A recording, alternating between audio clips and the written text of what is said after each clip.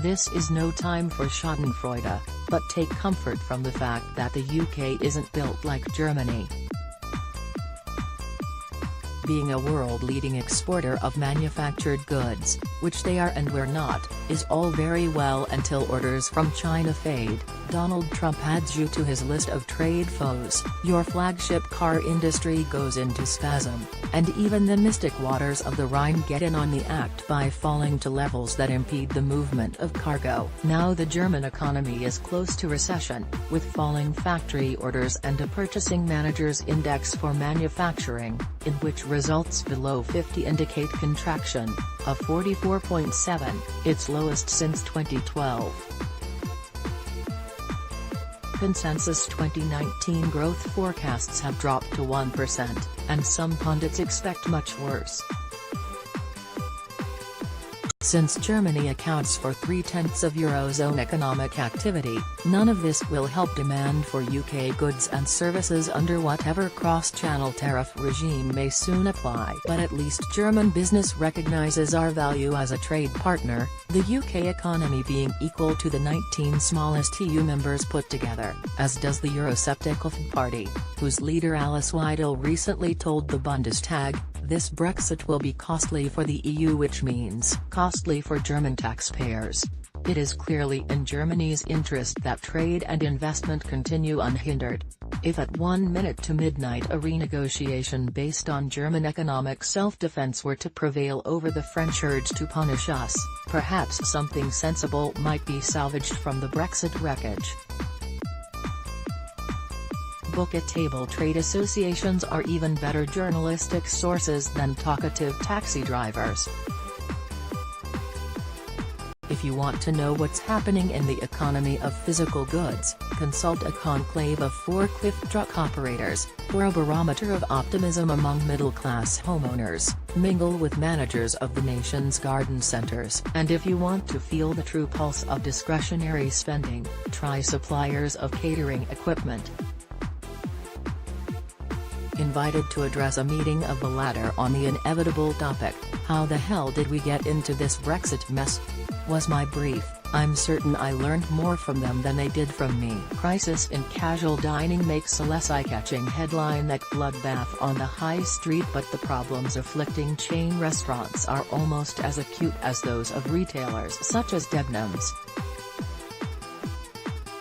First came a post-recession surfeit of new eateries, fueled by private equity competing to back scalable formats. Then came rent and business rate reviews, the fall of the pound affecting costs, reduced availability of European staff, minimum wage rises and pickier consumers. Lately we've seen the likes of Giraffe, Byron, Polpo and Jamie's Italian closing outlets, renegotiating leases and resorting to company voluntary arrangements to hold creditors at bay, not to mention the strange collapse of Patisserie Valerie. Many more are likely to follow. The failure last year, after big rent rises, of the once thriving Viandry Grand cafes in Great Portland Street, St. James's and Bicester Village was quoted as an example of how the tide turns. One serial restaurant entrepreneur spoke of a shift from peacetime to wartime in the way he runs his businesses. The fear is that as shops and banks continue to close, fewer and fewer consumers will choose to spend their diminished spare cash eating out in desolate town centers. Instead, we'll be slumped at home texting Deliveroo and watching interminable bulletins from Peston and Coensburg. That's such a dismal picture that I can only urge you to buck the trend and book a table today. Saga Shipwreck. It's fortunate that no reader proposed Saga as a constituent stock for our UK Optimist Fund portfolio, on which I'll report shortly. Shares in the purveyor of insurance and holidays for over 50s have fallen more than a third in the past week following a £135 million loss for the year to January, compared with £181 million profit the previous year, and a warning that current profits will also be dented by turnaround costs on the insurance side, where problems include sharper competition through price comparison sites as well as regulatory changes.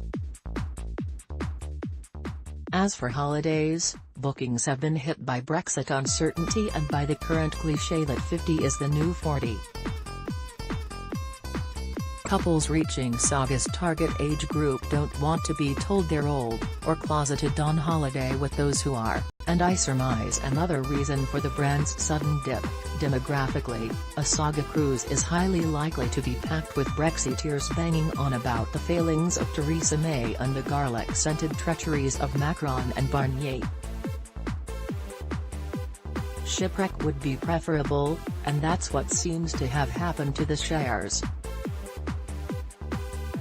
Beware of banter. Lloyd's of London has introduced a new code of conduct barring anyone under the influence of alcohol or drugs from entering its building and clamping down on the deep-seated culture of UL harassment that was spotlighted by Bloomberg Businessweek last month. Symbolically, the in-house bar is turning into a coffee shop, a neat reversion, since the market began at Edward Lloyd's Coffee House in 1686, when men were men and serving wenches had their haunches slapped.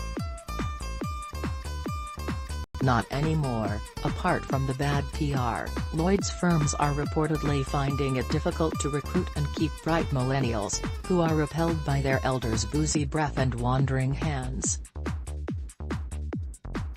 One large lunching veteran defended Lloyd's to me this week as having long since become robustly meritocratic, in gender terms, for those who can endure a coarseness of humor no worse than any others.